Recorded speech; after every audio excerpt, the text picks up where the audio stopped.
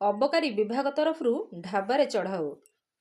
ଦକ୍ଷିଣ ରାଉରକେଲା ଅନ୍ତର୍ଗତ ଲାଠିକଟା ଅଞ୍ଚଳରେ ଇତିମଧ୍ୟରେ ଅବକାରୀ ବିଭାଗ ତରଫରୁ 4ଟି ଢାବାରେ ଚଢ଼ାଉ କରାଯାଇଛି।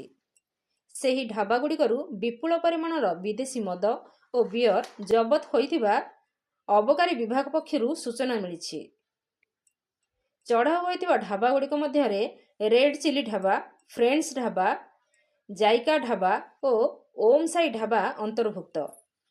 ଅବକାରୀ ଅଧିକାରୀ ଶ୍ରୀ ମୋହନ ପ୍ରଧାନ ଏହି ଚଢ଼ାଉର ନେତୃତ୍ୱ ନେଇଥିବା ବେଳେ ଅନ୍ୟମାନଙ୍କ ମଧ୍ୟରେ ଅବକାରୀ ଏଏସ୍ଆଇ ବିନୋଦିନ ବେହେରା, ଶ୍ରୀମତୀ ହେମମଞ୍ଜରୀ ବିଶ୍ୱାଳ, ସୌମ୍ୟରଞ୍ଜନ ସାହୁ, ତ୍ରିଲୋଚନ ପାଢ଼ୀ, ଆକାଶ ପଟେଲ, ଇଶା ମିଞ୍ଜ, ଅମର ମହାରାଣା ପ୍ରମୁଖ ଅଂଶଗ୍ରହଣ କରିଥିଲେ।